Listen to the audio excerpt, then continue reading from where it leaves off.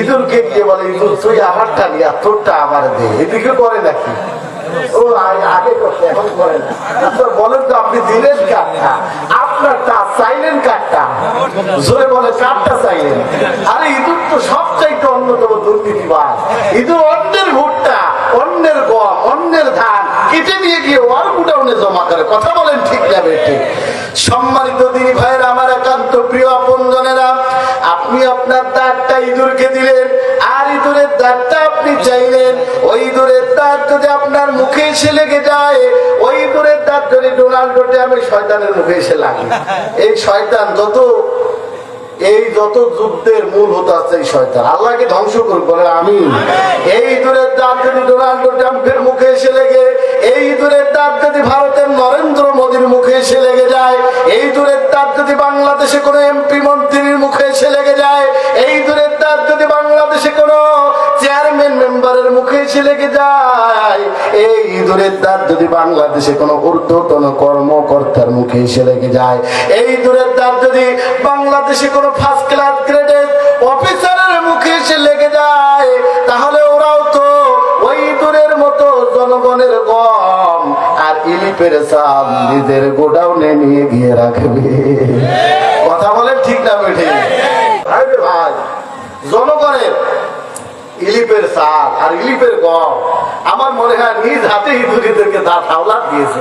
এত অন্যের সম্পদে তোর এত লোভ কেন? কথা বলেন ঠিক না বেঠিক? আমার মনে হয় জন্মটাই হয়েছে অন্যের সম্পদ খাওয়ার জন্য, ঠিক কিনা বলে? সমুদ্রের ভিতরে বড় বড় তিমি মাছগুলো আছে না, ওগুলো যদি আপনি পেট কাটেন তাহলে ছোট ছোট মাছগুলো বের হয়ে আসবে। আর আমার দেশে কিন্তু সিটার, বাটপার, চেয়ারম্যান আর এমপি মন্ত্রী আছে, সবার কথা কিন্তু আমি বলছি না, এদের পেট কাটলে মনে হয় জনগণের রাস্তা, কালভার, ব্রিজ আর খোয়া বালু এগুলো বের হয়ে আসবে।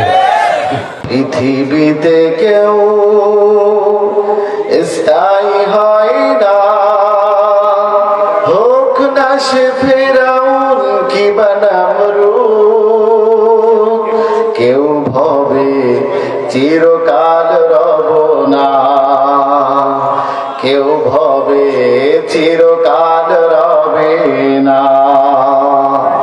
পৃথিবীতে কেউ স্থায়ী হয় না, হোক না সে ফেরাউন কিংবা নমরুদ, কেউ ভবে চিরকাল রব না, কেউ ভবে চিরকাল রবে না। চলে যায় সব ছেড়ে যেতে হয়, মৃত্যু মানে না কোনো পরিচয়। চলে যায় সব ছেড়ে যেতে হয়, মৃত্যু মানে না কোনো পরিচয়। সব রাজা মহারাজা আর মহাজ্ঞানী, সব রাজা মহারাজা আর মহাজ্ঞানী, কাউকে সে অবকাশ দেয় না।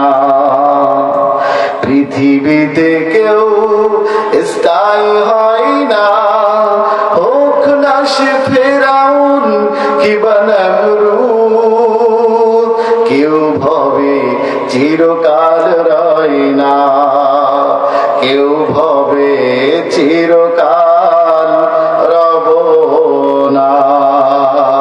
আলহামদুলিল্লাহ, আমার সামনে উপবিষ্ট প্রত্যেতুল্য মুরব্বিয়ানে জন, সর্বকালের সর্বযুগের সকল আম্বিয়াদের আওলাদ, জাতির শ্রেষ্ঠ সন্তান হযরত উলামায়ে কেরাম, আমার কলিজার টুকরা সোনামানিক যুবক ভাইয়েরা, পর্দার আলের সতী সাধবী, সর্বগুণের গুণান্বিত জায়েদা আবেদা মা এবং বোনেরা, বাংলাদেশ গভর্নমেন্ট ইন্টেলিজেন্স ব্রাঞ্চের সম্মানিত সদস্যবৃন্দ, আইন শৃঙ্খলায় নিয়োজিত পুলিশ প্রশাসনের ভাইরা, সাংবাদিক বন্ধুগণ, বিভিন্ন রাজনৈতিক দলের নেতা কর্মী বৃন্দ, প্রিয় ভাইরা আমার, হয়তো একটু সামান্য আপনাদের পরীক্ষা করা হচ্ছে যে কোরআনের জন্য আমার বান্দারা কতটুকু স্যাক্রিফাইস করবে। একটু মেহেরবানি করে অল্প কিছুক্ষণ আলোচনা হবে, সামান্য বৃষ্টি হচ্ছে মানে এই জন্য উঠে যাচ্ছেন, মেহমানকে রেখে একবার সকলেই জবান ছেড়ে বলেন আলহামদুলিল্লাহ। একটু দুই হাত তুলে বলেন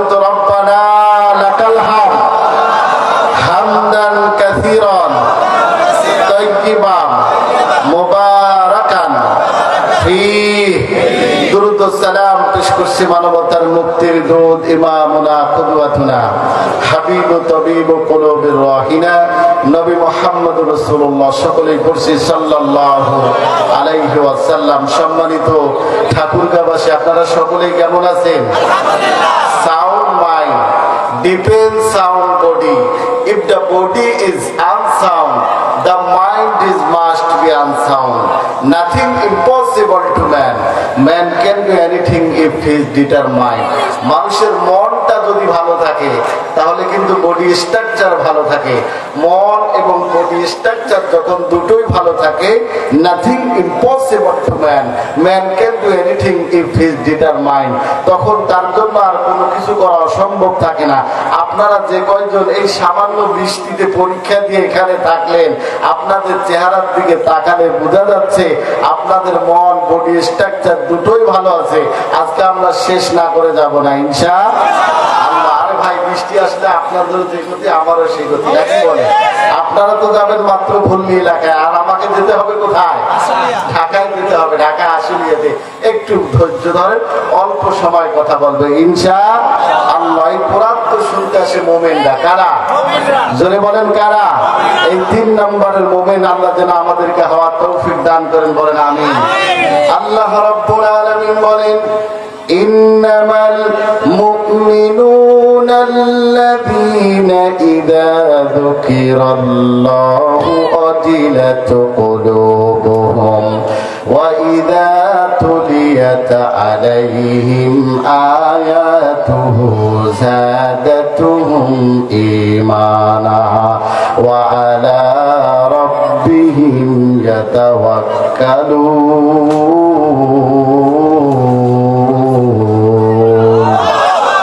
আরেকবার জোরে বলেন আল্লাহু আকবার। সূরা আনফাল 9 নম্বর পারা 16 নম্বর পৃষ্ঠার 4 নম্বর লাইনের প্রথম রুকুর 2 নম্বর আয়াতে কারিমা আল্লাহ রাব্বুল আলামিন বলেন, ইন্নামাল মুমিনুনা আল্লাযীনা ইযা যুকিরাল্লাহ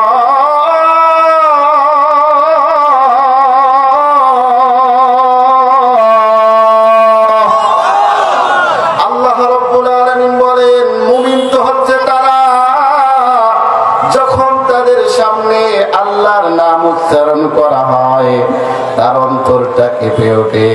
ওয়াজিলাত শব্দের ব্যাখ্যায় মুফাসসিরিন ইকরাম 3টা অর্থ করেন। আল্লাহর নবী বলেন, সে যদি 1 নম্বরের মুমিন হয়, আল্লাহর কোরআনের কথাগুলো শোনার পরে, আল্লাহর বরকতের কথাগুলো শোনার পরে তার বাম স্তনের 2 আঙ্গুল নিচে একটা গোস্তের টুকরা আছে, নবীজি বললেন সেটাকে বলা হয় কলব। নবীজি বলেন, সে যদি 1 নম্বরের মুমিন হয়, আল্লাহর কোরআনের কথাগুলো শোনার পরে, আল্লাহর বরকতের কথাগুলো শোনার পরে তার ওই গোস্তের টুকরাটা কেঁপে উঠবে। নবীজি বলেন, এটাও যদি না হয়, সে যদি 2 নম্বরের মুমিন হয়, আল্লাহর কোরআনের কথাগুলো শোনার পরে, আল্লাহর বরকতের পানিগুলো শোনার পরে তার শরীরের লোমগুলো খারাপ হয়ে যাবে। আল্লাহর নবী বলেন, এটাও যদি না হয়, সে যদি 3 নম্বরের মুমিন হয়, আল্লাহর কোরআনের কথাগুলো শোনার পরে তার অন্তরের ভিতরে একটু শান্তি শান্তি লাগবে। আল্লাহর নবী বলেন, এই 3টি বিষয়ে কোনো একটি বিষয় যদি তার ভিতরে পাওয়া না যায়, ও কোরআনের মাহফিলে আসলে কি হবে? ওটা মুমিন না, ওটা বেঈমান। এবার দেখেন তো আপনার কোনটা হচ্ছে? আল্লাহর কোরআনের কথাগুলো শোনার পরে সামান্য বৃষ্টিতে তো আপনি বাসায় যেতে পারেন না। আল্লাহর কোরআনের কথাগুলো শোনার পরে আপনি তো চায়ের দোকানে আড্ডা দিতে পারেন না। আল্লাহর কোরআনের কথাগুলো শোনার পরে আপনি তো বাইরে ঘোরাফেরা করতে পারেন না। প্রকৃত ঈমানদার যারা হবে, আল্লাহর কোরআনের আওয়াজ শোনার পরে মাহফিলের প্যান্ডেলে এসে বসে পড়বে। আল্লাহর কোরআনের কথাগুলো শোনার পরে সে যদি 1 নম্বরের মুমিন হয়, আল্লাহর কোরআনের কথাগুলো শোনার পরে তার গোস্তের টুকরাটা কেঁপে উঠবে। আল্লাহর নবী বলেন, এটাও যদি না হয়, সে যদি 2 নম্বরের মুমিন হয়, আল্লাহর কোরআনের কথাগুলো শোনার পরে তার শরীরের লোমগুলো খারাপ হয়ে যাবে। আল্লাহর নবী বলেন, এটাও যদি না হয়, অন্তত সে যদি 3 নম্বরের মুমিন হয়, আল্লাহর কোরআনের কথাগুলো শোনার পরে তার অন্তরের ভিতরে একটু শান্তি শান্তি লাগবে। এই 3টি বিষয়ের কোন একটি বিষয় যদি আপনার ভিতরে পাওয়া না যায়, আপনি মুমিন না, আপনি বেঈমান। কারণ আল্লাহর এই কোরআন শুনলে অবশ্যই আপনার ঈমান বাড়বে। এ কথা বলেছেন কে? একটু জোরে বলেন তো, এ কথা বলেছেন কে? আমার আল্লাহর নামটা একটু সবাই জবান ছেড়ে বলেন, এ কথা বলেছেন কে? এবার বলেন তো, আমার আল্লাহ কি মিথ্যা কথা বলতে পারে? আমার আল্লাহ বলে, ওয়ামান নাসদাকু মিনাল্লাহি কিলা, আমার চাইতে সত্য কথা আর কে বলতে পারে?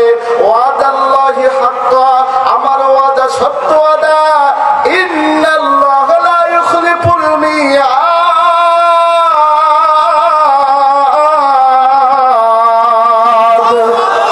আল্লাহ রাব্বুল আলামিন বলেন, আমি যা ওয়াদা করি তা পূরণ করি। বলেন সুবহানাল্লাহ। কোরআন শুনলে অবশ্যই আপনার ঈমান বাড়বে, অবশ্যই আপনার ঈমান বাড়বে, অবশ্যই আপনার ঈমান বাড়বে।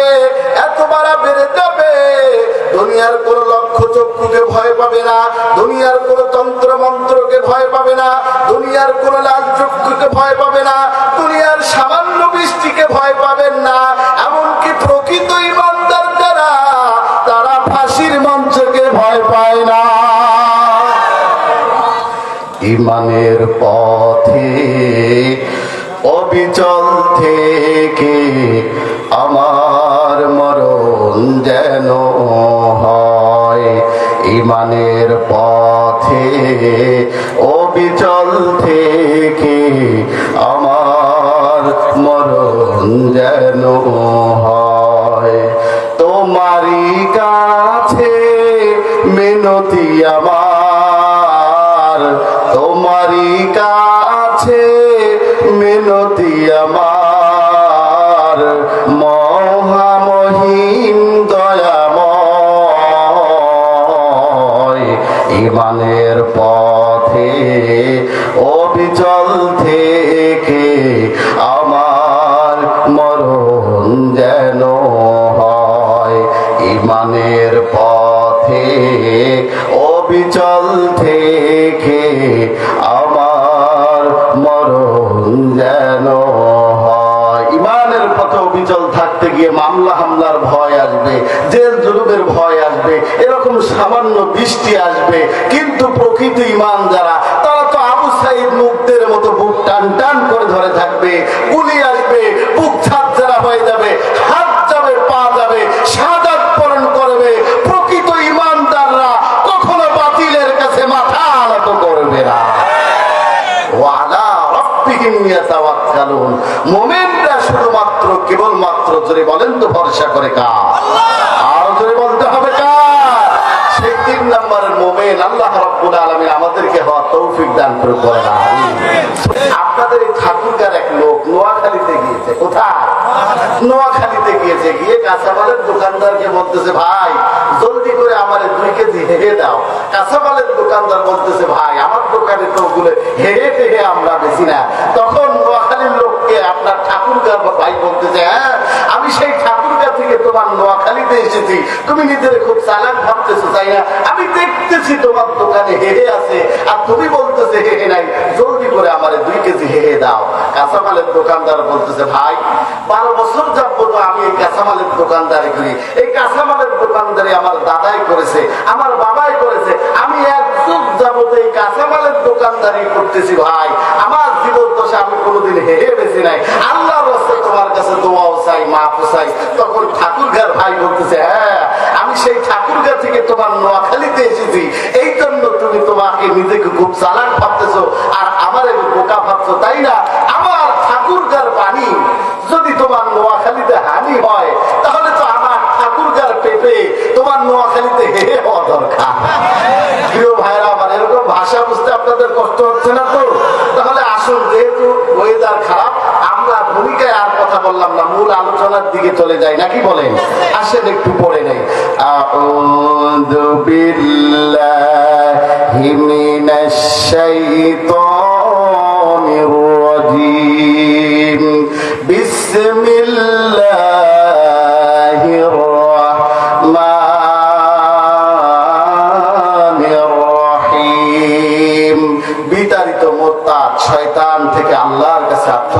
করছি দয়াময় আল্লাহর নামে শুরু করছি সূরা আয-যারিয়াত।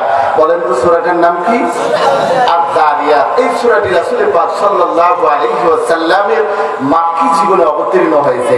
আপনারা সকলেই জানেন যে সূরাগুলো মক্কায় অবতীর্ণ হয় সেই সূরাগুলোর নাম হচ্ছে মাক্কি সূরা, আর যেই সূরাগুলো মদিনায় অবতীর্ণ হয় সেই সূরার নামগুলো হচ্ছে মাদানী সূরা।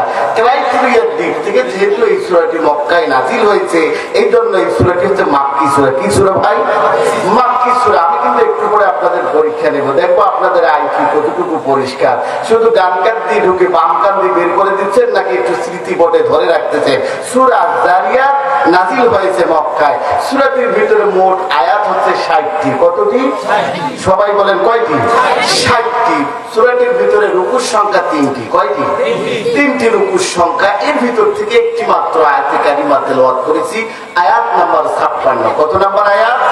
56 নম্বর আয়াত। আজকের আলোচনার বিষয়, আজকের আলোচনার সাবজেক্ট, অল্প কিছুক্ষণ কথা বলবো মানব সৃষ্টির কারণ। বলেন তো কি আলোচনার বিষয়? আপনি কি? আপনি মানব, মানুষ।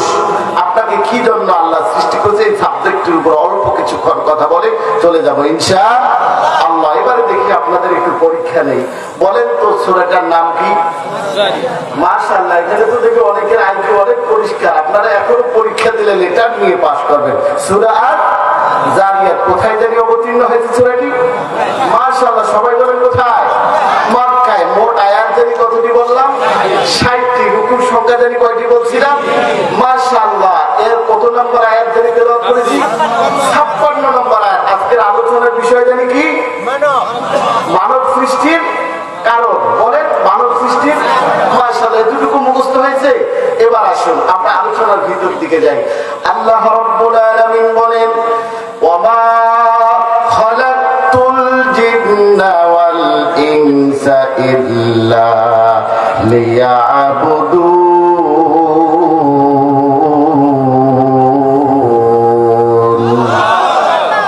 আয়াতটা শোনার পর অনেকেই মনে মনে ভাবতেছেন, হুজুর এমন একটা আয়াত পড়লেন এই ঢাকা থেকে এ পর্যন্ত এসে ঠাকুরটা এসে একটা পরিচিত আয়াত পড়লেন। এই আয়াতের তাফসীরটা আমরা আমাদের মসজিদের ইমামের কাছ থেকে শুনেছি, আমরা কত বক্তার কাছ থেকে শুনেছি, কত আলোচকের কাছ থেকে শুনেছি। হ্যাঁ ভাই, যদিও আয়াতটা আপনাদের কাছে কমন মনে হয়, কিন্তু আমার কাছ থেকে যে আলোচনাটা শুনবেন আজকে আনকমন। কি আলোচনা শুনবেন? আনকমন, কিন্তু একটু হৃদয় দিয়ে ধরতে সহকারে মন দিয়ে শুনতে হবে। আল্লাহ রাব্বুল আলামিন বলেন, ওমা খালাকতুল জিন্না ওয়াল ইনসা ইল্লা লিয়াবুদুন। আল্লাহ রাব্বুল আলামিন বলেন, আমি জিন এবং ইনসানকে শুধুমাত্র কেবলমাত্র একমাত্র আমার গোলামি, আমার দাসত্ব করার জন্য দুনিয়ার জমিনে পাঠিয়েছি। চিল্লায় বলেন সুবহানাল্লাহ। আয়াতের ভিতরে একটু খেয়াল করুন তো, আয়াতের ভিতরে অপশন হচ্ছে 2টা। জোরে বলেন তো কয়টা? 2টা অপশন। 1 নম্বর হচ্ছে সৃষ্টি, 2 নম্বর হচ্ছে ইবাদত। 1 নম্বর হচ্ছে সৃষ্টি, 2 নম্বর হচ্ছে ইবাদত। বুঝে থাকলে বলেন তো 1 নম্বর কি, 2 নম্বর কি? ইবাদত। 1 নম্বর সৃষ্টি, 2 নম্বর ইবাদত। এবার আয়াতের দিকে খেয়াল করুন তো, দেখুন তো আল্লাহ আগে সৃষ্টি নিয়ে কথা বললেন। কি সৃষ্টি করলেন? আল্লাহ রাব্বুল আলামিন বলেন, ওয়ামা খালাকতুল জিন্না ওয়াল ইনসা। আমি আল্লাহ রাব্বুল আলামিন আগে জিন সৃষ্টি করলাম, এরপরে আমি আল্লাহ রাব্বুল আলামিন মানুষ সৃষ্টি করলাম। আগে আল্লাহ রাব্বুল আলামিন জিন সৃষ্টি করলেন, এরপরে আল্লাহ রাব্বুল আলামিন মানুষ বানালেন। বুঝে থাকলে বলুন তো আল্লাহ মানুষের আগে কি বানিয়েছেন? মাশাআল্লাহ, এই তো বুঝতেছেন আলোচনা। আগে আল্লাহ রাব্বুল আলামিন কি বানিয়েছেন, এরপরে কি বানিয়েছেন? মানুষ। যেহেতু আমরা সৃষ্টি নিয়ে আলোচনা শুনতেছি, আসুন তো আমরা সবাই মিলে আল্লাহকে জিজ্ঞাসা করি, রব্বুল আলামিন যেহেতু আয়াতের প্রথম অপশন হচ্ছে সৃষ্টি, এবারে আমরা আল্লাহকে জিজ্ঞাসা করি, রব্বুল আলামিন তুমি একটু বলে দাও তো, তুমি এই জিন কি দিয়ে সৃষ্টি করলা? কোরআনুল কারীমের ভিতরে আল্লাহ রাব্বুল আলামিন আয়াত নাযিল করে জানিয়ে দিলেন, ওয়া খালাকাল জান্না মিন মারি হাজিজিম মিন নার।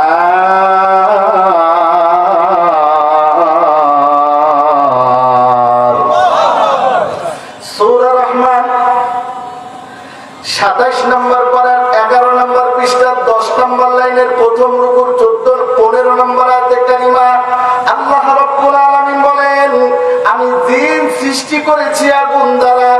এই আগুন দুনিয়ার কোনো আগুন নয়। আমরা যে কাঠ খড়িটা নিয়ে যে আগুন তৈরি করি সেই আগুন নয়। মুফাসসিরিন ইকরাম তাফসীরের ভিতরে লিখেছেন, বিশেষ ধরনের এক ধরনের আগুনের লেলিহান শিখা দ্বারা আমি আল্লাহ রাব্বুল আলামিন জিনকে বানিয়েছি। বলি সুবহানাল্লাহ। এই জিন কোথায় থাকে জানেন আপনারা? জিন থাকে সূর্যের কাছাকাছি দুইটি গ্রহ, একটি হচ্ছে বুধ, আরেকটি হচ্ছে শুক্র। একটি হচ্ছে বুধ, আরেকটি হচ্ছে শুক্র। সেখানে তারা বসবাস করে। আচ্ছা আপনারা বলেন তো, যখন আপনি আগুন জ্বালান, আগুন উপরের দিকে যায় নাকি নিচের দিকে যায়? উপরের দিকে যায়। প্রত্যেক জিনিস কুল্লু শাইইন ইলা আরদি, তার মূলের দিকে ধাবিত, ওখানে জিনদের বসবাস। এখন আপনারা বলবেন, তাহলে বাংলাদেশে তো অনেক দিন এসে অনেক মহিলাদেরকে, অনেক পুরুষদেরকে ডিস্টার্ব করে। হ্যাঁ, আপনি যেমন পাসপোর্ট ভিসার মাধ্যমে বাহিরের দেশে যান, ঠিক তেমনি ভাবে ওখান থেকে কিছু জিন ছিটকে পড়ে পৃথিবীর বিভিন্ন জায়গায় মানুষদেরকে, মহিলা পুরুষদেরকে ডিস্টার্ব করে। যাই হোক, মহিলা মা বোনরা আলোচনা শুনতে এসেছে নাকি? দিনের পর্বটা যেহেতু ভয়ের, আর এই সাবজেক্ট আমাদের আলোচনার বিষয় হচ্ছে মানব সৃষ্টির কারণ, নাকি বলেন? এই সাবজেক্টটা আমরা এখানেই রেখে দিই। আমরা যেহেতু মানুষ সৃষ্টি নিয়ে কথা বলি, নাকি বলেন? এবারে আল্লাহ রাব্বুল আলামিন আগে কি বানিয়েছেন, এরপরে কি বানালেন? এরপরে আল্লাহ রাব্বুল আলামিন মানুষ বানালেন। আয়াতের প্রথম অংশ হচ্ছে সৃষ্টি, আর আমরা সৃষ্টি নিয়ে কথা শুনবো। এবারে আসুন তো আমরা আল্লাহকে জিজ্ঞাসা করি, রব্বুল আলামিন তুমি বলে দাও তো, তুমি মানুষ কি দিয়ে বানালা, কি দিয়ে সৃষ্টি করলা?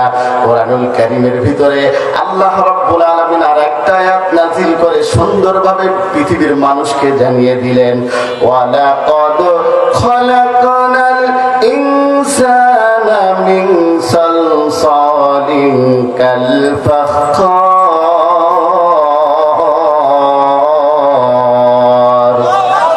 সূরা রহমান 27 নম্বর পারার 11 নম্বর পৃষ্ঠা প্রথম লাইনের প্রথম রুকুর এটা 15 নম্বর 14 নম্বর আয়াতে কারিমা আল্লাহ রাব্বুল আলামিন বলেন, আমি মানুষ সৃষ্টি করেছি মাটি দ্বারা।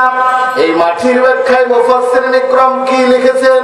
বলেছেন তুরাব অর্থাৎ মাটি। এরপরে বলা হয়েছে তিন লাজেম অর্থাৎ 18 যুক্ত কাদামাটি। এরপরে বলা হয়েছে এই 18 যুক্ত কাদামাটি যখন শুকিয়ে গিয়ে ঢিলার মতো হয়ে যায়, অর্থাৎ শুকনো ঠনঠনে আওয়াজকৃত মাটির খামিয়া দিয়ে শুধুমাত্র কেবলমাত্র একমাত্র আদম আলাইহিস সালাতু ওয়াস সালামকে বানালেন। বলি সুবহানাল্লাহ। খেয়াল করুন, খুব লক্ষ্য করে, শুধুমাত্র কেবলমাত্র একমাত্র আদম আলাইহিস সালাতু ওয়াস সালামকে আল্লাহ রাব্বুল আলামিন মাটি দিয়ে বানালেন। কিন্তু আমরা সকলেই জানি আমরাও মাটির তৈরি, ঠিক কিনা বলেন? কিন্তু শুধুমাত্র কেবলমাত্র একমাত্র আদমকে আল্লাহ রাব্বুল আলামিন মাটি দিয়ে বানিয়েছেন। এখন বলেন তো আমাদেরকে কি দিয়ে বানিয়েছেন? আমাদের সকলের জানার দরকার আছে কি নাই? তার আগে এখানে আপনাদেরকে একটা শিক্ষা দিয়ে যায়, সেটা হচ্ছে আমাদের দেশে একটা বিষয় নিয়ে তর্ক বিতর্ক আছে। মাঝে মাঝে বড় বড় মাহফিল করে, বাহাস পর্যন্ত করে। বলা হয় যে রাসূল নূরের তৈরি নাকি মাটির তৈরি। কথা বলেন ঠিক নেবে? আচ্ছা, আপনার কাছে আমি একটা প্রশ্ন সরে দিলাম, আপনি সাধারণভাবে একটু উত্তর দেন তো। আপনি যখন মৃত্যুবরণ করবেন, কবরে যখন যাবেন, কিয়ামতের ময়দানে আল্লাহ কি আপনাকে জিজ্ঞাসা করবে যে রাসূল নূরের তৈরি নাকি মাটির তৈরি? দেখছেন কি আলোচনা ওনারাও আছেন। আল্লাহ যেহেতু আপনাকে জিজ্ঞাসা করবে না যে রাসূল নূরের তৈরি নাকি মাটির তৈরি, তাহলে এই বিষয় নিয়ে কেন মুসলমানদের ভিতরে মারামারি, কেন বিতর্ক, কেন বাহাস? কথা বলেন ঠিক না? ও মুসলমান, আল্লাহ আপনাকে কি জিজ্ঞাসা করবে একটু কি বলবো?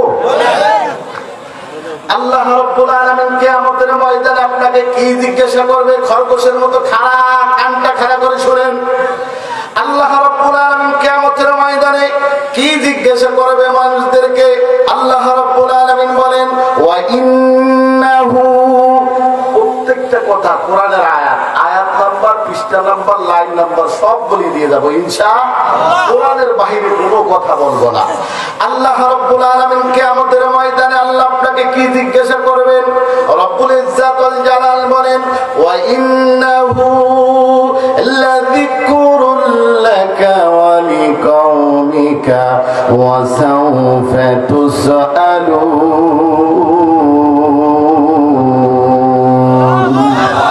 সূরা যুখরুফ 25 নম্বর পারার 11 নম্বর পৃষ্ঠার 9 নম্বর লাইনে 44 নম্বর আয়াতে কারিমা আল্লাহ রাব্বুল আলামিন বলেন, হে নবী, কিয়ামতের ময়দানে আমি আপনাকে এবং আপনার উম্মতকে জিজ্ঞাসা করব, এই কোরআন মানা হয়েছিল কিনা। বলেন না আল্লাহু আকবার। ইন্নাল্লাযী ফারাদা আলাইকাল কুরআন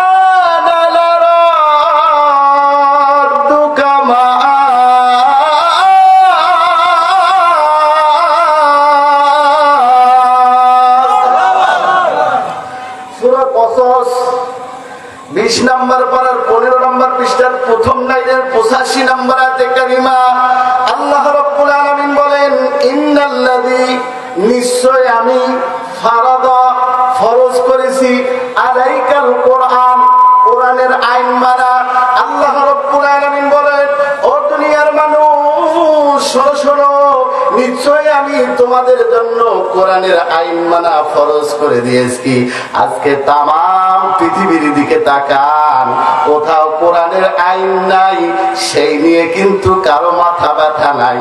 রাসূল নূরের তৈরি নাকি মাটির তৈরি, মিলাদ ক্যাম্প জায়েজ নাকি বেদাত, কে ফরজ সালাতের পরে মুনাজাত করবে আর কে ফরজ সালাতের পরে মুনাজাত করবে না, কে বুকের উপরে হাত বাঁধবে আর কে নাভির নিচে হাত বাঁধবে, এই নিয়ে সমাজে জোরে বলেন তো গন্ডগোল আছে কি নাই? এটা গল্প মনে পড়ে গেল, বলবো? খুলনাতে একজন ইমাম সাহেব এক হুজুরের কাছে শুনেছিলাম, শোনার কথা, উনি আল্লাহু আকবার বলে বুকের উপরে হাত বাঁধছে। পিছনে হানাফি মাযহাবের লোক ছিল, ও চিন্তা করছে, হায় হায়, এ তো বুকের উপরে হাত পাচ্ছে, নামাজ হয় নাই। পিছন দিক থেকে গিয়ে পাঞ্জাবির কলারটা থাবা মেরে ধরে টাঙ্কি পিছাই দিতে বলছে, বেড়া পিছা, তোর নামাজ হয় নাই। অনেক পিছনে দিয়ে ও আল্লাহু আকবার বলে নাভির নিচে হাত বাঁধছে। হানাফি মাযহাবের পিছনে আবার হাম্বলি মাযহাবের লোক ছিল, ও চিন্তা করছে, হায় হায়, এ তো নাভির নিচে হাত বাঁধছে, এর নামাজ হয় নাই। বেধার পাঞ্জাবির কলারটা টান ধরে পিছাই দেবে, পিছা, তোর নামাজ হয় নাই, আজকে ইমামতি আমি করবো। ও আল্লাহু আকবার বলে হাত ছেড়ে দিয়েছে।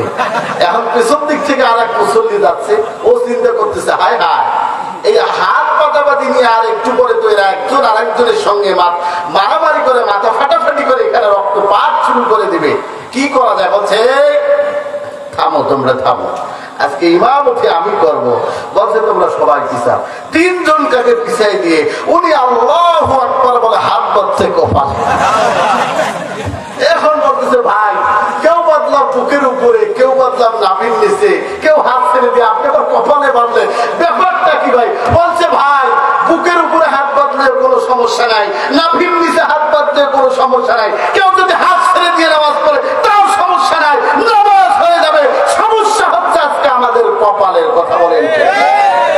ও মুসলমান ভাইরা, আজকে আমরা যেমন বুকের উপরে, কে বুকের উপরে হাত বাঁধবো আর কে নাভির নিচে হাত বাঁধবো, মিলাদ কাম জায়েজ নাকি বেদাত, ফরজ সালাতের পরে মুনাজাত করবো কি করবো না, রাসূল নূরের তৈরি নাকি মাটির তৈরি, কে বুকের উপরে হাত বাঁধবো আর কে নাভির নিচে হাত বাঁধবো, এই নিয়ে যখন মুসলমানরা আমরা একে অপরের দুশমন হয়ে যাচ্ছি, একজন আরেকজনের সঙ্গে গন্ডগোল সৃষ্টি করছি, আর ওই দিক থেকে কাফের মুশরিকরা মুসলমানদের দিকে জুলুম নির্যাতন করে মুসলমানদেরকে হত্যা করে ফেলতেছে। কথা বলেন ঠিক না? আজকে ইরানে মুসলমানদেরকে হত্যা করা হচ্ছে, আজকে ভারতের গুজরাটে মুসলমানদেরকে হত্যা করা হচ্ছে, আজকে মায়ানমারের মুসলমানদের হত্যা করা হচ্ছে। আর কিছু মুসলমান আজকে তাকিয়েছে ইরানের নাকি আকীদা খারাপ। আরে ভাই, ওর আকীদা যেই হোক, আজকে কাফেররা তারা তো যুদ্ধ করতেছে মুসলমানের সাথে। কার সাথে? সুতরাং আমার সাথে যেহেতু ইরানের মুসলমানের মুসলমানিত্ব সম্পর্ক, সুতরাং ইরানের মুসলমানরা আমাদের ভাই, আমরা ইরানের পক্ষে, আমরা মুসলমানের পক্ষে, আমরা মুসলমান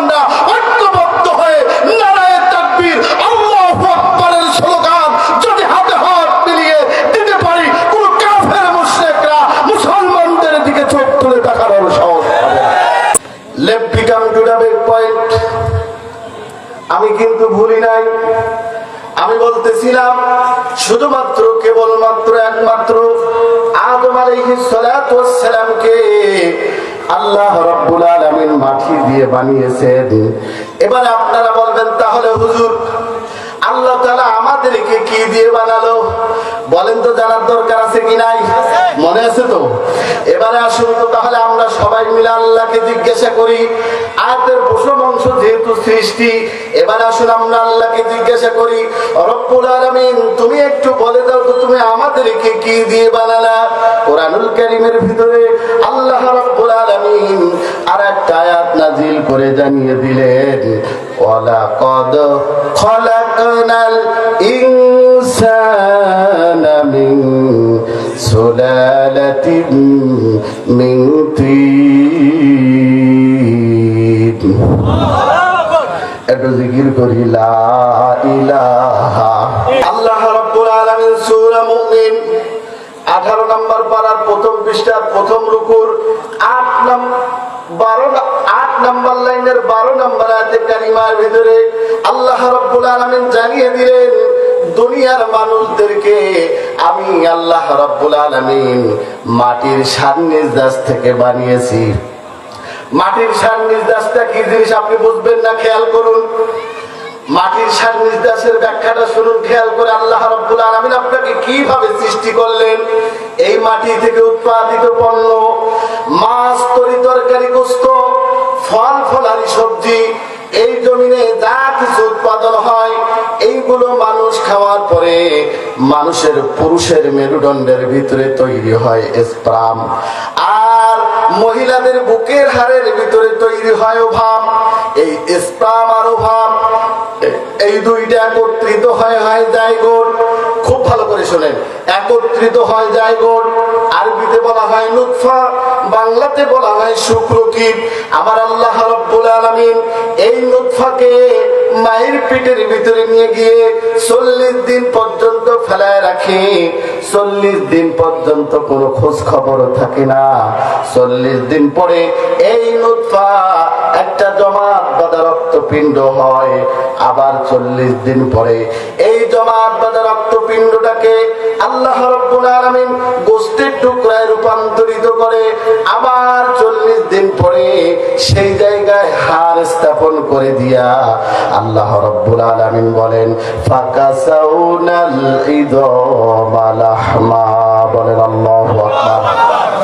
ওই গোশতগুলোকে আর হাড়গুলোকে সুন্দর করে আমি আল্লাহ রাব্বুল আলামিন চামড়া দিয়ে ঢেকে, গোশতগুলোকে হাড়গুলোকে চামড়া দিয়ে ঢেকে আল্লাহ রাব্বুল আলামিন সূরা মুমিনুনের 13 নম্বর আয়াতের শেষে বলেন ফি করারিম মাকিন।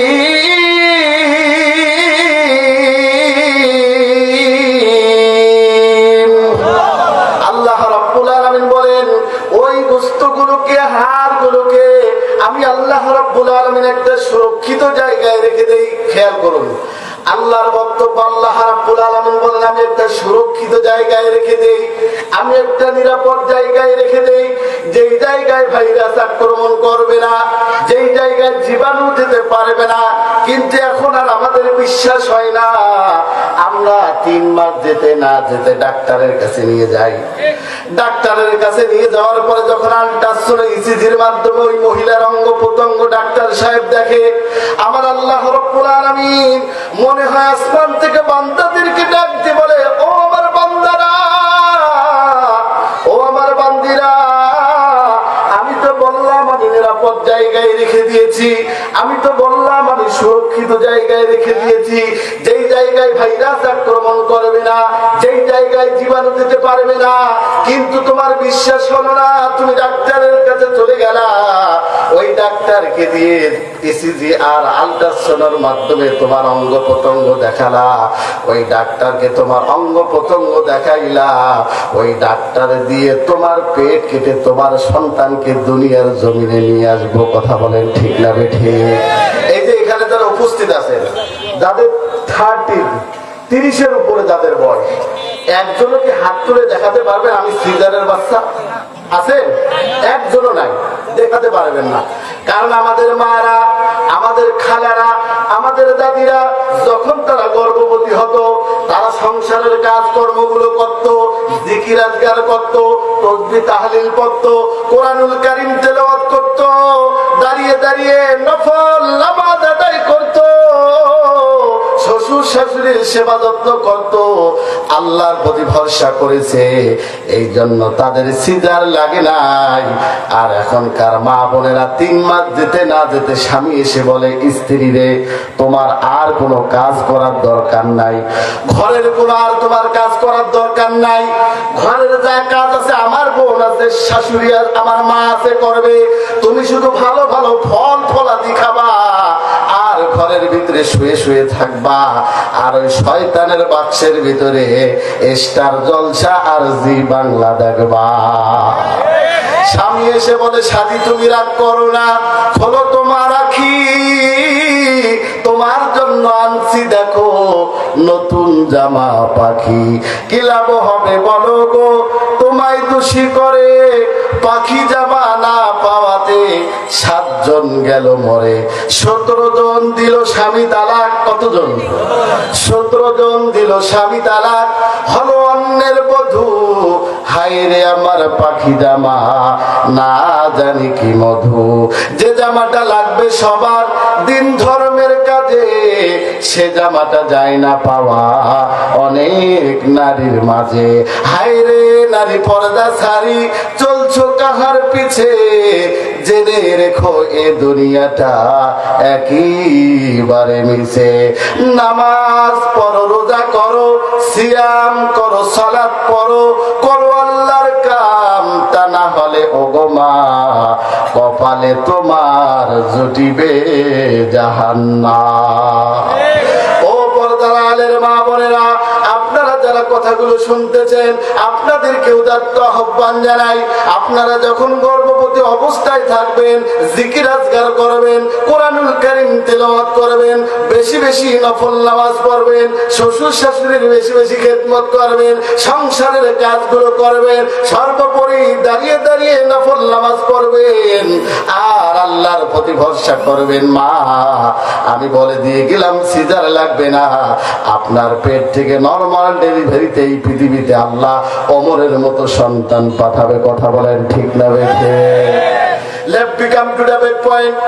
সম্মানিত ভাইরা, আমি কিন্তু ভুলি নাই, আমি দেখে আসছিলাম ওই যে গোস্তগুলো আর হাড়গুলোকে আল্লাহ রাব্বুল আলামিন সুন্দর করে চামড়া দিয়ে প্যাকেট করে একটা নিরাপদ জায়গায় রেখে দিয়া সূরা মুমিনুনের 14 নম্বর আয়াতের শেষে আল্লাহ রাব্বুল আলামিন বলেন ফাতাবারাকাল্লাহু আহসানুল খালিকিন। আল্লাহ রাব্বুল আলামিন বলেন মায়ের পেটের ভিতরে কি চমৎকার আকার মানুষের আমি ধারণ করে দেই, বলি সুবহানাল্লাহ। এবার খেয়াল করুন আল্লাহ আপনাকে কিভাবে সৃষ্টি করেছে ভাইরা আমার। মায়ের পেটের ভিতরে সন্তানের আকার যখন চলে আসলো, এই সন্তান মায়ের পেটের ভিতরে কি খাবে দুনিয়ার কোন মানুষ জানে না, দুনিয়ার কোন বিজ্ঞানী জানে না, দুনিয়ার কোন ডাক্তার জানে না।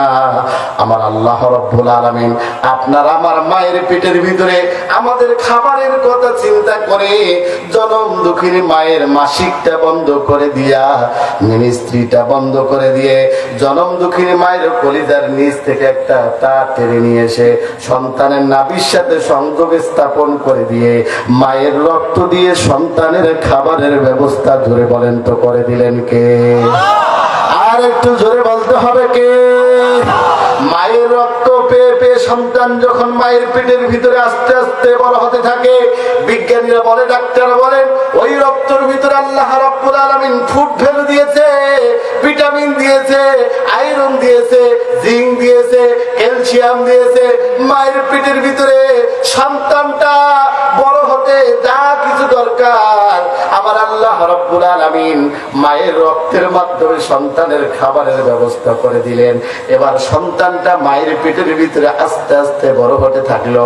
একদিন 2 দিন নয়, এইভাবে 7 মাস একদিন যখন হয়ে যায়, 7 মাস একদিন যখন হয়ে যায়, বিজ্ঞানীরা বলেন সন্তান যে মায়ের পেটের ভিতরে যে থলিটার ভিতরে থাকে, বিজ্ঞানী বিজ্ঞানীরা বলেন ওই থলিটা মাত্র 10 ইঞ্চি। কত ইঞ্চি? মাত্র 10 ইঞ্চি।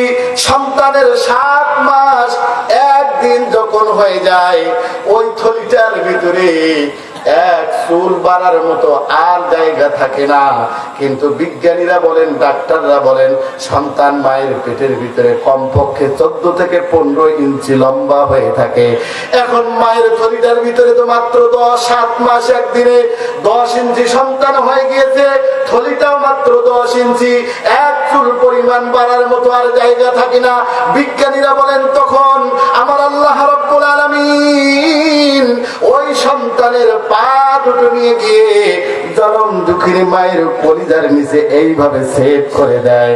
জনম দুঃখিনী মায়ের কলিজার নিচে এইভাবে যখন সেট করে দেয়, সন্তান যখন 11 ইঞ্চি লম্বা হয়ে যায়, ওই পা দ্বারা জনম দুঃখিনী মায়ের কলিজায় লাথি মারে। লাথি মারার কারণে ওই মায়ের কলিজাটা আগের স্থান থেকে কমপক্ষে 1 ইঞ্চি উপরে চলে যায়। বলেন আল্লাহু আকবার। ও মুসলমান ভাইরা, সন্তান যখন আবার 12 ইঞ্চি লম্বা হয়ে যায়, আবার ওই পা দিয়ে জনম দুঃখিনী মায়ের কলিজায় আবার লাথি মারে। জনম দুঃখিনী মায়ের কলিজায় লাথি মারার সঙ্গে সঙ্গে মায়ের কলিজাটা আবার লাথি মারতে মারতে আর 1 ইঞ্চি উপরে পাঠিয়ে দেয়। সন্তান যখন 13 ইঞ্চি হয়, আবার ওই পা দ্বারা আঘাত করতে করতে জনম দুঃখিনী মায়ের কলিজাটার আর 1 ইঞ্চি উপরে পাঠিয়ে দেয়। বিজ্ঞানীরা বলেন প্রত্যেকটা সন্তান মায়ের পেটের ভিতরে কমপক্ষে 14 থেকে 15 ইঞ্চি লম্বা হয়। ওই 4 থেকে 5 ইঞ্চি পা দিয়ে মায়ের কলিজায় খুঁটা দিতে দিতে, মায়ের কলিজায় লাথি মারতে মারতে জনম দুঃখীর মায়ের কলিজা যে জায়গা থাকার দরকার সেই জায়গায় আর থাকে না রে যুবক ভাই। কমপক্ষে মায়ের কলিজাটা 4 থেকে 5 ইঞ্চি উপরে চলে যায়। বিজ্ঞানীরা বলেন প্রত্যেকটা সন্তান মায়ের কলিজার ভিতরে, মায়ের পেটের ভিতরে দুনিয়ায় আসার পূর্ব মুহূর্ত 4,500 লাথি মারে। কত হাজার? এটা আমার কথা নাই, বিজ্ঞানীরা বলেন 4,500 লাথি মারে। মুসলমান ভাইরা আমার, লম্বা চৌড়া করবো না, এই 4,500 লাথির 3টা ইম্পর্টেন্ট লাথির ব্যাখ্যা আপনাদেরকে শুনিয়ে দিয়ে যাই। প্রথম লাথিটা দেওয়ার সঙ্গে সঙ্গে মায়ের ডিম্বাণুর 72টা দরজা, মায়ের ডিম্বাণুর 72টা পর্দা ফেটে যায়। মায়ের যখন ডিম্বাণুর 72টা পর্দা ফেটে যায়, মার প্রসব বেদনা শুরু হয়ে যায়। মায়ের প্রসব বেদনা যখন শুরু হয়ে যায়, জনম দুঃখিনী মা দেখবেন শ্বশুরের কাছে মাপ চায়। শ্বশুর কাছে ডাক দিয়ে বলে, শ্বশুর গো, দীর্ঘদিন আপনার সংসারে আমি আছি, আপনার ছেলের সাথে সংসার করতেছি, 4 বছর 5 বছর হয়ে যাচ্ছে, 2 বছর হয়ে যাচ্ছে। ও শ্বশুর, আতুর ঘরে যাব, আল্লাহর হস্তে মাফ করে দিয়েন। শাশুড়ির কাছে যায়, শাশুড়ির কাছে গিয়ে শাশুড়িকে ডাক দিয়ে বলে নরম সুরে, ও মা, যাচ্ছি আতুর ঘরে যাচ্ছি, এই 2 বছর 2.5 বছরের ভিতরে যদি কোনো ভুল বেয়াদবি করে থাকি আল্লাহর হস্তে মাফ করে দিও। শাশুড়ির কাছে মাপ চায়, শ্বশুরের কাছে মাপ চায়, এলাকাবাসীর কাছে মাপ চায়। ও মুসলমান, কেন মাপ চায় জানেন নাকি? কেন মাপ চায় কোনদিন চিন্তা করে দেখেছেন নাকি? ওই মা জানে আমি যখন আতুর ঘরে যাব, আমার সন্তান দুনিয়া আসার সময় আমার মৃত্যু হতে পারে। এই জন্য জনম দুঃখিনী মা শ্বশুরের কাছে মাপ চায়, শাশুড়ির কাছে মাপ চায়, এলাকাবাসীর কাছে মাপ চায়, মা বাবার কাছে মাপ চায়।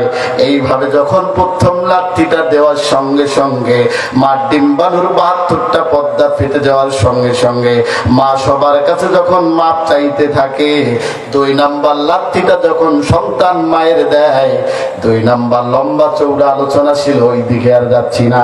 2 নাম্বার লাথিটা দেওয়ার সঙ্গে সঙ্গে জনম দুঃখিনী মায়ের জরায়ু 7টা পর্দা ফেটে যায়। জনম দুঃখিনী মায়ের জরায়ু 7টা পর্দা ফেটে যাওয়ার সঙ্গে সঙ্গে জনম দুঃখিনী মায়ের জনম দুঃখিনী মায়ের শরীর থেকে রক্তক্ষরণ হয়। বিজ্ঞানীরা বলেন, ও মুসলমান ভাই, বিজ্ঞানীরা বলেন আপনাকে আমাকে যেই দিন মা দুনিয়ার আলোর মুখ দেখাতে গিয়েছে, প্রত্যেকের মায়ের শরীর থেকে 1.2 কেজি পর্যন্ত রক্তক্ষরণ হয়েছে। ও ফুল্লি এলাকার ভাইয়েরা, তামাম পৃথিবীর ডাক্তার বিজ্ঞানীরা একত্রিত হয়ে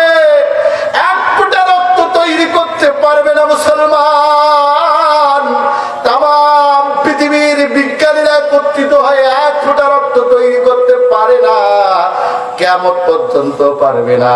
কিন্তু আপনার মা, আমার মা, যেই দিন আমাদেরকে দুনিয়ার আলোর মুখ দেখাবে, ওই দিন মায়ের শরীর থেকে বিজ্ঞানীরা বলেন 2.5 কেজি পর্যন্ত রক্তক্ষরণ হয়েছে। মায়ের শরীর থেকে যখন রক্তক্ষরণ হয়ে গিয়েছে, মায়ের শরীর থেকে রক্তক্ষরণ যখন হয়, শরীর থেকে মায়ের রক্তক্ষরণ হওয়ার কারণে মায়ের চোখের কালো নাটা যেটা আছে ওটা সাদা হয়ে যায়। আল্লাহর আসমানের দিকে তাকায়, আল্লাহকে ডাক দিয়ে বলে, আল্লাহ, একটু আমার সাথে বলেন আল্লাহ।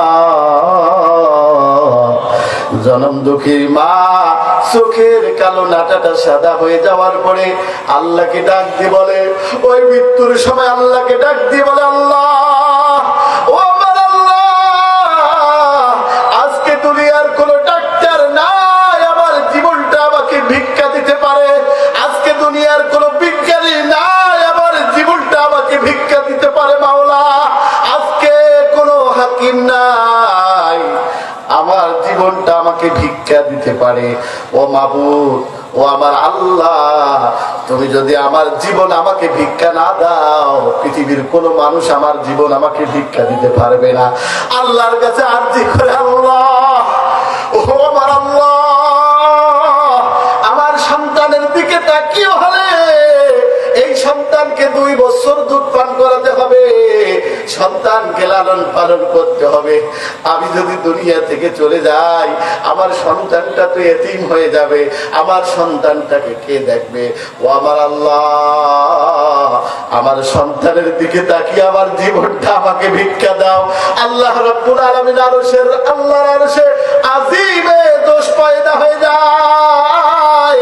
অনেক মা তো এতর ঘরে গিয়েই মৃত্যুবরণ করে, আবার আল্লাহ রাব্বুল আলামিন অসংখ্য মাকে সন্তানের জন্য বাঁচিয়ে রাখে। সন্তান যখন দুনিয়ায় আসে 3 নাম্বার শেষ লাথির ব্যাখ্যাটা করে দিয়ে যায়। এমন একটা জায়গা আছে, বিজ্ঞানীরা বলেন ডন্ট টাচ মি এরিয়া, যেই জায়গায় লাথি মারলে মানুষ বাঁচার কোনো কথা নাই। যে লাথিগুলোর ব্যাখ্যা বললাম, এই লাথিগুলোর কোনো একটি লাথি যদি পুরুষের কলিজায় মারা হতো, আজকের সায়েন্স, আজকের বিজ্ঞান বলেছে ওই পুরুষ কখনোই বেঁচে থাকতো না। কিন্তু আল্লাহ রাব্বুল আলামিন মাকে ধারণ ক্ষমতা দিয়েছে, সহ্য ক্ষমতা দিয়েছে, এই জন্য মা টিকে থাকে। মা 3 নাম্বার লাথি এমন জায়গা, যেই জায়গায় লাথি দিলে কোনো মানুষ বাঁচার কোনো কথা নয়, ঠিক ওই জায়গায় মায়ের কলিজায় লাথি মেরে, মায়ের কলিজায় লাথি মেরে সন্তান দুনিয়ার জমিনে চলে আসে। মায়ের কলিজার ভিতরে ক্ষত হয়ে যায়। সন্তান দুনিয়া আসার পরে উম্মা বলে ডাক দেয়, উম্মা বলে যখন ডাক দেয়, বিজ্ঞানীরা বলেন ওই উম্মা শব্দটাকে টেলিস্কোপ দিয়ে ধরে মায়ের কলিজায় যেই জায়গায় লাথি মারার কারণে, মার ক্ষত হওয়ার কারণে মা বেহুশ হয়ে গিয়েছিল, অজ্ঞান হয়ে গিয়েছিল, ঠিক এই উম্মা শব্দটাকে টেলিস্কোপ দিয়ে ধরে মায়ের ওই কলিজার ক্ষত অংশটা থেকে লাগিয়ে দেওয়ার সঙ্গে সঙ্গে মায়ের কলিজাটা আবার স্বাভাবিক অবস্থায় চলে আসে, মার জ্ঞান ফিরে আসে। মা সন্তানকে যখন কোলে নেয়, আমার আল্লাহ রাব্বুল আলামিন বলেন সন্তান ডেলিভারির সমস্ত দুঃখ কষ্ট পেটের ভিতরে ছিল, সব দুঃখ কষ্ট আমি আল্লাহ রাব্বুল আলামিন সব কিছু ভুলিয়ে দিয়ে যে পরিমাণ দুঃখ কষ্ট সহ্য করেছে, ওই পরিমাণ মায়া মহাব্বত দিয়ে মায়ের অন্তরটাকে আমি আল্লাহ রাব্বুল আলামিন ভরপুর করে দেই। ও মুসলমান ভাই, এইভাবে আমাদের মা আমাদেরকে দুনিয়ার মুখ দেখালেন। অনেক মা, অনেক সন্তান আছে সেই মায়ের সঙ্গে খারাপ আচরণ করে, আছে কি না? মায়ের সঙ্গে চোখ রাঙিয়ে কথা বলে, মাথা নাড়িয়ে কথা বলে, অথচ আল্লাহ বলছে লা তাকুল্লাহুমা উফ, এমন কোন আচরণ করবা না যে আচরণের মাধ্যমে তোমার মা বাবার অন্তর উফ শব্দটি বের হয়। ওয়ালা তানহারহুমা, সিরকি দিয়ে কথা বলবা না। আমরা আল্লাহকে বললাম, আল্লাহ কেমনে কথা বলবো? আল্লাহ বলেন ওয়াকুল্লাহুমা কাওলান কারীমা, তোমার মা বাবার সঙ্গে নরম নরম কথা বলো, কারণ হাজার হাজার নরম কথা বলে তোমার মা বাবা তোমার জীবনটাকে ভরে দিয়েছে। কথা বলে ঠিক না? সম্মানিত দিনী ভাইরা আমার, আলোচনার লম্বা চৌড়া করব আমরা শেষের দিকে নিয়ে আসতেছি আমার ভাইরা। সন্তান যখন দুনিয়ার জমিনে চলে আসলো, এই সন্তান কি খাবে দুনিয়ার কোন মানুষ জানে না, দুনিয়ার কোন বিজ্ঞানী জানে না। আমার আল্লাহ রাব্বুল আলামিন আমার দিকে তাকান, সন্তানের খাবারের কথা চিন্তা করে আল্লাহ রাব্বুল আলামিন মায়ের পেটের ভিতরে যে একটা খাবারের রাস্তা ছিল নারটা কেটে দিয়ে মায়ের স্তনের ভিতরে দুইটা খাবারের রাস্তা যিনি চালু করে দেন তিনি কে? মায়ের দুধ আসা রাস্তা যেটুকুন, যে জায়গাটুকুন আমরা মুখে দিয়ে মায়ের দুধ আমরা চুষে চুষে মায়ের দুধ পান করেছি, বিজ্ঞানীরা বলেন মায়ের কোন অসুখের কারণে, মায়ের কোন সমস্যার কারণে ওই জায়গাটুকুনের ভিতরে যদি একটা ছিদ্র দিত আর মায়ের অসুখের কারণে যদি ছিদ্রটা বন্ধ হয়ে যেত, তাহলে সন্তান না খেয়ে থাকতো, সন্তানের কষ্ট হতো। সন্তানের খাবারের কথা চিন্তা করে মায়ের দুধ আসা রাস্তা যেটুকুন, ওই জায়গাটুকুনের ভিতরে আমার আল্লাহ রাব্বুল আলামিন একটা ছিদ্রের পরিবর্তে 32টা ছিদ্র পথ দিয়ে দিয়েছে। এই 32টা ছিদ্র পথ দিয়ে একটু একটু করে দুধ এসে এক ফোঁটায় রূপান্তরিত হয়, বাচ্চা খেতে থাকে, আস্তে আস্তে বড় হতে থাকে। একদিন দুই দিন নয়, 1 মাস 2 মাস নয়, একটানা 2 বছর পর্যন্ত মায়ের দুধ পান করলো। এরপরে সন্তান যখন একটু বড় হলো, সন্তান বাড়তি খাবার খাবে, খাবারগুলো চিবিয়ে খাবে। এই জন্য আমার আল্লাহ রাব্বুল আলামিন সন্তানের মুখের উপর সারিতে 2টা চাকু মার্কা দাঁত, নিচের সারিতে 2টা চাকু মার্কা দাঁত, জোরে বলেন তো দিয়ে দেন কে? এরপরে সন্তান যখন আর একটু বড় হলো, খাবারগুলো চিবিয়ে খেতে হবে, গরুর হাড় খেতে হবে, মুরগির রান খেতে হবে। এই জন্য আমার আল্লাহ রাব্বুল আলামিন ওই সন্তানের মুখের উপরের সারির দাঁতগুলো দেয় আমার আল্লাহ চাকু মার্কা, আর নিচের সারির দাঁতগুলো দেয় আমার আল্লাহ হাতুড় মার্কা। কথা বলেন ঠিক না বেঠে? এই দাঁত যখন পড়ে যায়, আমি জানি রংপুরের মানুষ নাকি ইঁদুরের গর্তে যায়। আমার ভাইরা, রাত গভীর হয়ে গিয়েছে, লম্বা চৌড়ার গরবরা। আল্লাহ রাব্বুল আলামিন এবার দুনিয়ার জমিনে মানুষগুলো আসলো। আয়াতের অপশন হচ্ছে 2টা। 1 নম্বরে হচ্ছে সৃষ্টি। আমি 1 নম্বরটাই আপনাকে বোঝাচ্ছি। এখনো পর্যন্ত দুনিয়ার জমিনে সন্তান যখন চলে আসলো, এই সন্তান বাড়তি খাবার খাবে, খাবারগুলো চিবিয়ে খেতে হবে। এই জন্য আমার আল্লাহ রাব্বুল আলামিন সন্তানের দুর্বল দাঁতগুলো ফেলিয়ে দিয়ে শক্ত দাঁত, ধরে বলেন তো দিয়ে দেন কে? এরপরে সন্তান খেতে থাকে, আস্তে আস্তে বড় হতে থাকে। একদিন 2 দিন নয়, 1 মাস 2 মাস নয়, 1 বছর 2 বছর নয়, একটানা 10 বছর পর্যন্ত খেলো, কোনো হিসাব নাই, কোনো জবাবদিহিতা নাই। 10 বছরের পহেলা ফজরে যখন 10 বছরের পহেলা ফজর তার কাছে চলে আসে, তখন আমার আল্লাহ রাব্বুল আলামিন বান্দাকে ডাক দিয়ে বলে, বান্দা তুমি কি জানো রে বান্দা তোমার পরিচয়টা কি? বান্দা কেমনে বলবে তার পরিচয়ের কথা? আল্লাহ রাব্বুল আলামিন বান্দাকে ডাক দিয়ে বলে, বান্দা তুই বল আমি বানি আদম। আমরা যখন বললাম আল্লাহ আমরা বানি আদম, তখন আল্লাহ রাব্বুল আলামিন আয়াত নাযিল করে জানিয়ে দিলেন, ওয়ালাকাদ কাররামনা বানি আদম, আমি বনি আদমকে সম্মানিত করেছি, বলি সুবহানাল্লাহ। এরপরে আল্লাহ রাব্বুল আলামিন ডাক দিলে বলে, বান্দা তুমি কি জানো তোমার মর্যাদা কি? বান্দা কেমনে বলবে তার মর্যাদার কথা? আল্লাহ কোরআনের আয়াত নাযিল করে জানিয়ে দিলেন, কুনতুম খায়রা উম্মাতিন উখরিজাত লিন-নাস, ও বান্দারে তোমার মর্যাদা, এই পৃথিবীতে যত মাখলুক আমি সৃষ্টি করেছি, সমস্ত মাখলুকের সর্বশ্রেষ্ঠ আশরাফুল মাখলুক মানুষ বানিয়ে আমি তোমাকে মর্যাদা দিলাম, বলি সুবহানাল্লাহ।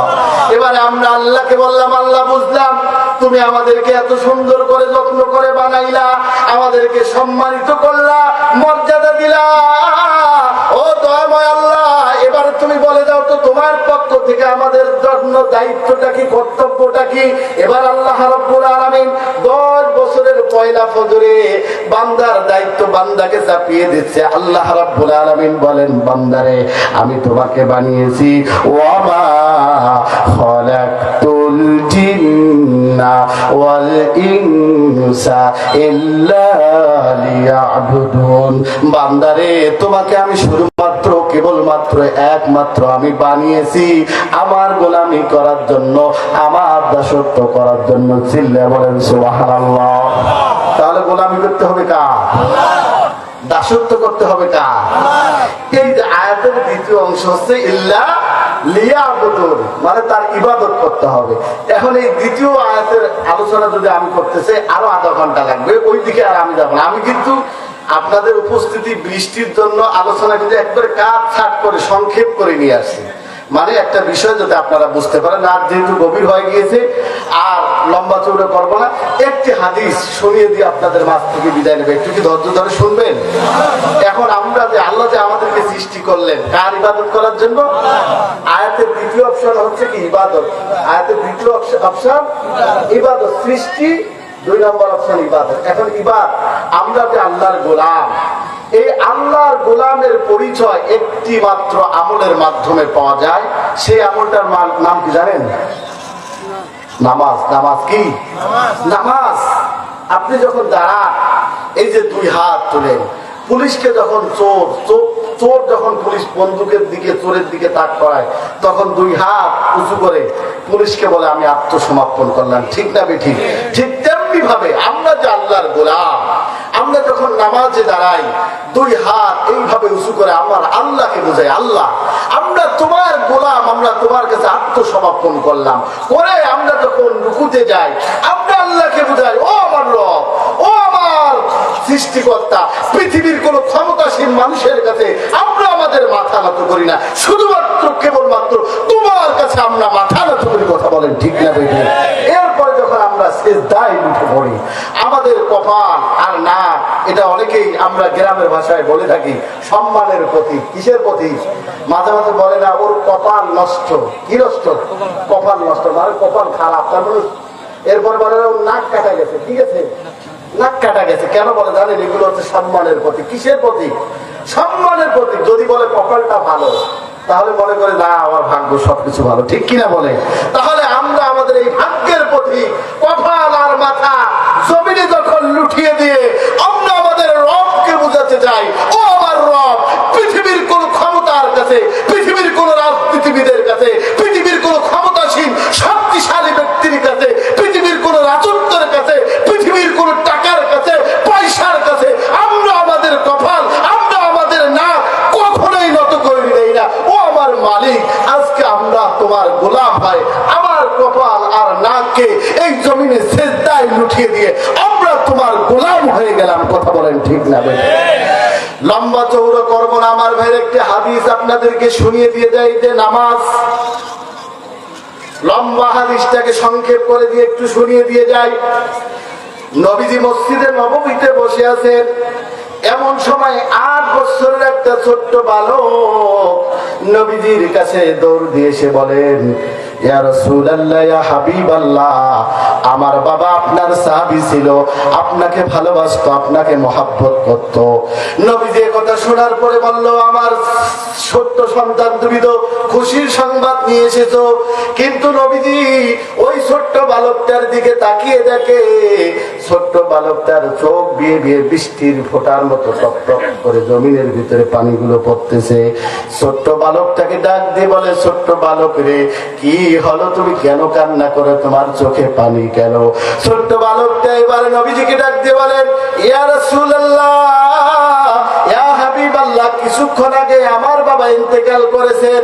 নবীজি কথা শোনার পরে বলেন, ইন্না লিল্লাহি, বলেন ইন্না লিল্লাহি ওয়া ইন্না ইলাইহি রাজিউন। এবার ছোট্ট বালকটাকে নবীজিকে বলছেন, নবীজি, ইয়া রাসূলুল্লাহ, আমার বাবা যেহেতু আপনার সাহাবী ছিল, আপনাকে ভালোবাসতো, আপনাকে মহব্বত করতো, ইয়া রাসূলুল্লাহ, আপনি একটু আমাকে এবার বলে দেন তো আমার বাবা জান্নাতি নাকি জাহান্নামী? নবীজি এবার ছোট্ট, দেখেন কঠিন প্রশ্ন। এবার নবীজি ছোট্ট বালকটাকে ডাক দিয়ে বলে, ছোট্ট বালক রে, আমি তো আমার থেকে কোনো কথা বলি না, আমার আল্লাহ আল্লাহ আমাকে যা বলতে বলে আমি তাই বলি। এ কথা বলার পরে নবীজি মাথাটা নিচের দিকে করে দিলেন। সঙ্গে সঙ্গে জিবরিল আলাইহিস সালাতু ওয়াস সালাম নবীজির কাছে আসলেন। এসে নবীজিকে বলেন, ইয়া রাসূলুল্লাহ, আপনি ছোট্ট বালকটাকে বলে দেন ওই ছোট্ট বালকটার বাবা জান্নাতি। বলেন সুবহানাল্লাহ। এবার নবীজি মাথাটা উঁচু করে ছোট্ট বালকটাকে বলেন, ও ছোট্ট বালক, তোমার জন্য সুসংবাদ, তোমার বাবা জান্নাতি।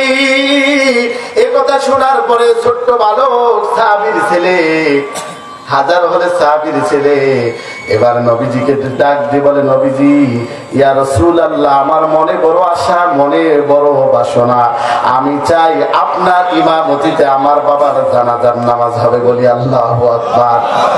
নবীজি বলেন, ছোট্ট বালকরে, আমার ইমামতিতে তোমার বাবার জানাজার নামাজ হলে কি তুমি খুশি হবা? আমি আপনাদেরকে কি বোঝাতে যাচ্ছি একটু সামনে গেলে আপনারা বুঝতে পারবেন। ছোট্ট বালককে বলেন, ইয়া রাসূলুল্লাহ, অনেক খুশি হয়ে যাব, চরম খুশি হয়ে যাব যদি আপনি ইমামতির মাধ্যমে আমার বাবার জানাজার নামাজ পড়ান। নবীজি এবার ছোট্ট বালকটার কথা মতো তার বাবার জানাজার নামাজে দাঁড়িয়ে গেলেন। বড় বড় সাহাবীরা উপস্থিত সেখানে। নবীজি এবার জানাজার নামাজ পড়ার জন্য ইমামতির জন্য দাঁড়িয়ে গেলেন। সামনে দাঁড়িয়ে বলেন, আল্লাহু আকবার। মাইয়িতের জন্য আল্লাহু আকবার বলে তাকবীর বলার পরে মাইয়িতের জন্য দোয়া পড়তে আছে। এমন সময় নবীজি কিছুক্ষণ পর তাকিয়ে লাশের দিকে দেখে, ওই লাশের হাঁটুটা এইভাবে নড়াচড়া করে। বলেন আল্লাহু আকবার। এই দৃশ্য দেখার পরে নবীজি হাত ছেড়ে দিলেন। পাশেই বড় বড় সাহাবী আবু বকরকে ডাক দিয়ে বলা, হবো আবু বকর, যাও লাশের কাছে যাও, ভালো করে চেক করে দেখো ওটা জিন্দা নাকি মরদা। ততদিন সময় আধুনিক কোন যন্ত্র ছিল না, ডিজিটাল কোন যন্ত্র ছিল না। আবু বকর লাশের কাছে চলে গেল। লাশের কাছে গিয়ে দাফনের কাফনটা খুলে হাতের রগটা ভালো করে টিপে দেখলো। এরপরে কলিজার কাছে কানটা, বুকের কাছে কানটা লাগায় দিয়ে ভালো করে দেখলো। নাকের কাছে হাতটা নিয়ে এসে দেখলো, ভালো করে চেক করে পর্যবেক্ষণ করে দেখা হলো এটা আসলেই মুর্দা জিন্দা না। নবীজিকে বলা হলো, ইয়া রাসূলুল্লাহ, এটা তো মুর্দা জিন্দা না। নবীজি আবার তার জানাজার নামাজ পড়ার জন্য দাঁড়িয়ে গেলেন। আল্লাহু আকবার বলে হাত বাঁধলেন। আবার নবীজি কিছুক্ষণ দোয়া পড়ার পরে এবার নবীজি চোখের সামনে আসলো ওই লাশটার কোমরটা এইভাবে নড়াচড়া করে। বলেন আল্লাহু আকবার। এই দৃশ্য দেখার পরে আবার নবীজি হাত ছেড়ে দিলেন। আবু বকর, উসমান, আলী, বড় বড় সাহাবীরা বলেন, তোমরা ভালো করে যাও, ভালো করে চেক করে দেখো। ভালো করে তারা পর্যবেক্ষণ করে নবীজিকে বলেন, ইয়া রাসূলুল্লাহ, এটা আসলেই জিন্দা মুর্দা না, এটা আসলেই মুর্দা জিন্দা না। নবীজি আবার তার জানাজার নামাজ পড়ার জন্য দাঁড়িয়ে গেলেন। আল্লাহু আকবার বলে হাত বাঁধলেন। এবার নবীজি কিছুক্ষণ পর তাকিয়ে দেখে ওই মৃত ব্যক্তি দুই হাত পেতে এইভাবে মানুষদেরকে ডাক দিচ্ছে। বলেন আল্লাহু আকবার। এবার নবীজি হাত ছেড়ে দিয়ে নিচেই লাশের কাছে চলে গিয়েছেন। লাশের কাছে যাওয়ার পরে দাফনের কাফনটা মাথার দিক থেকে খুলে দিয়েছেন।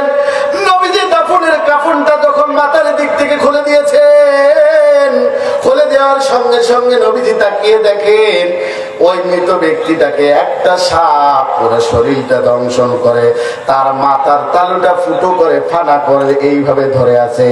নবীজি দৃশ্য দেখার পরে অবাক হয়ে গেলেন।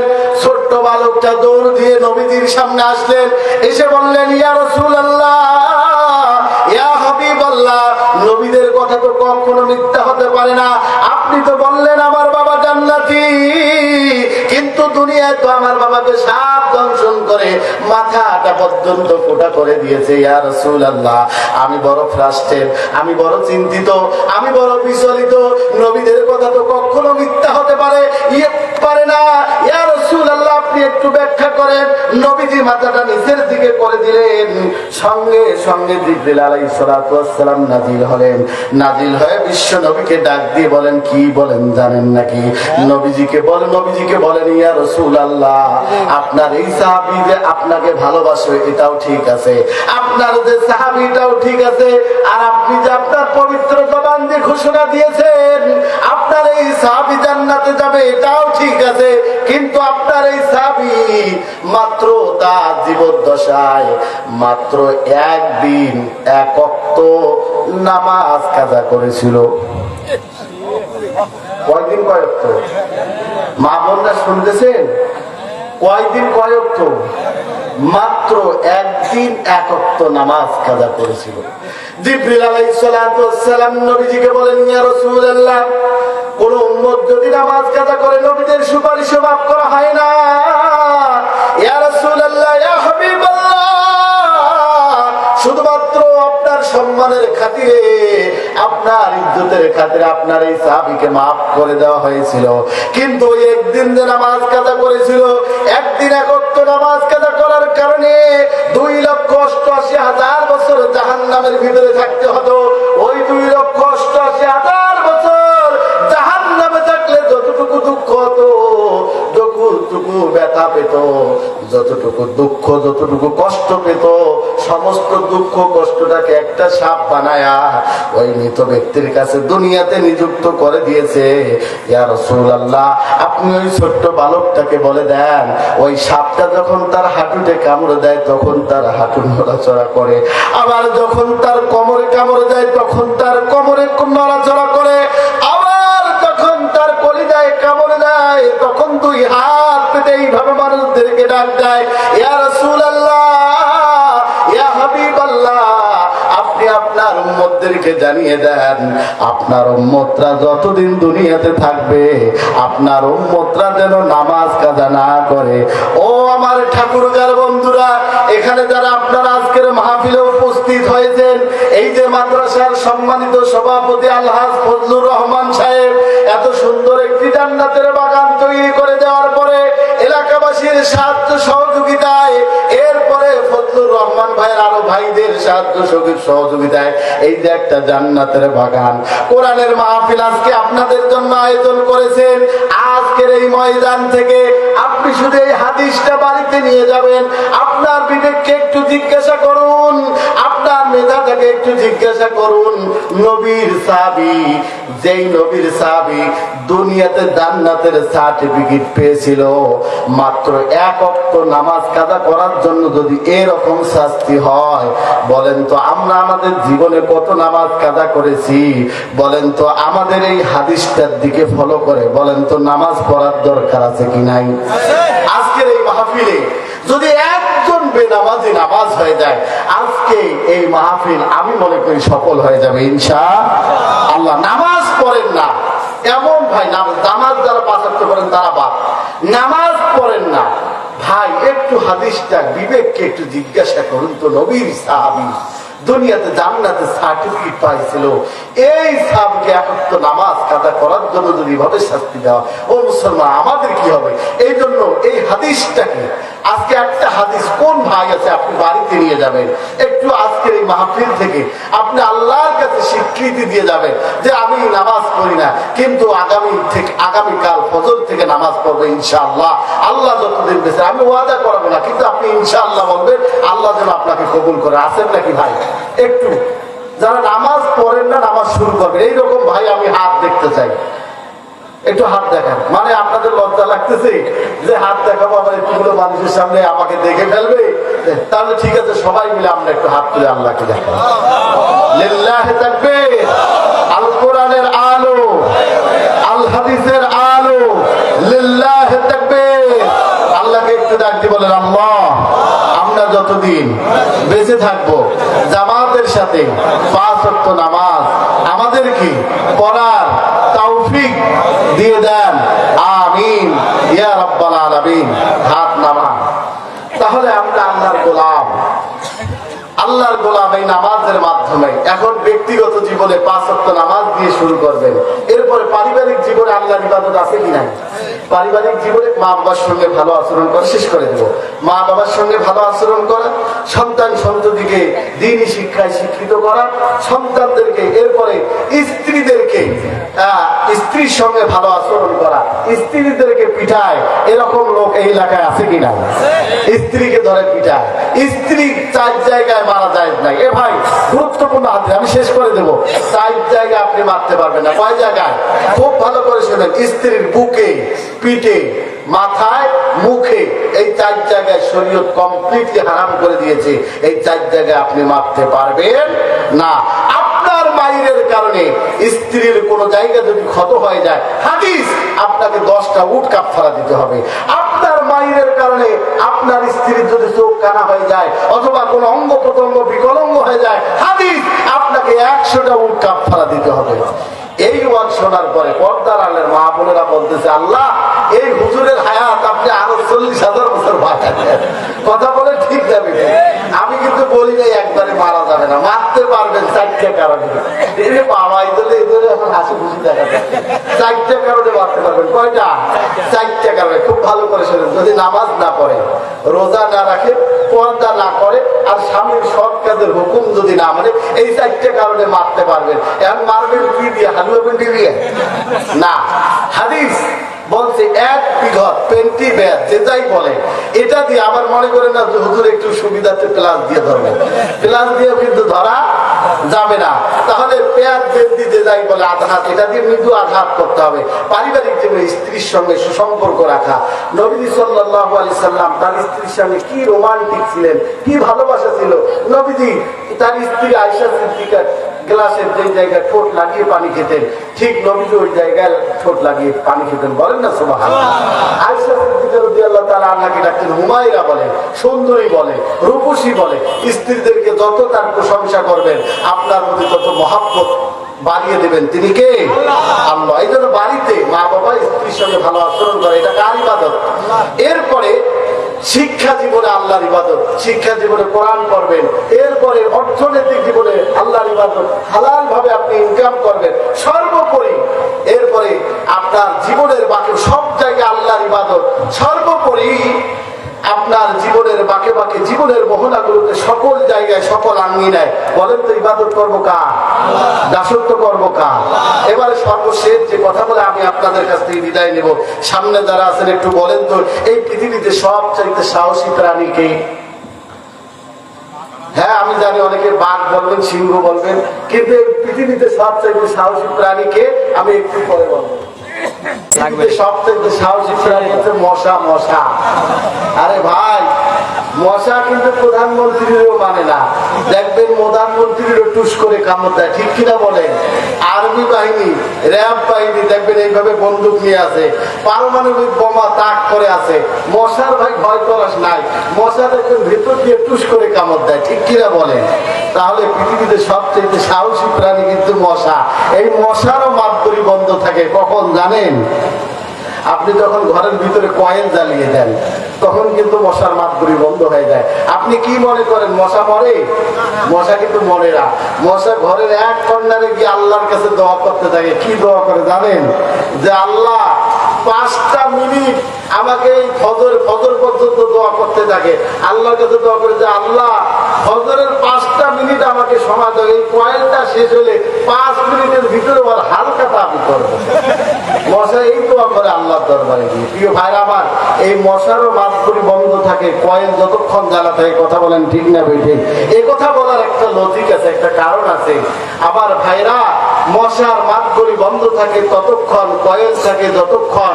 কয়েল যখন শেষ হয়ে যায়, মশা এক যুগে আপনাকে হামলা করে, নাস্তানাবুদ করে ফেলে, আপনার রক্ত চুষে নেয়। ঠিক তেমনি ভাবে আমাদের জীবন নামক কয়েল যতক্ষণ পর্যন্ত আমাদের অন্তরে জীবনে আছে, ততক্ষণ পর্যন্ত আমাদের সত্তরি, মাতবুরি, মাস্তানি, চাঁদাবাজি, ধান্দাবাজি, চুরি, ডাকাতি, টেন্ডারবাজি, সন্ত্রাসী, জেনা, ব্যভিচার সব চালাচ্ছেন।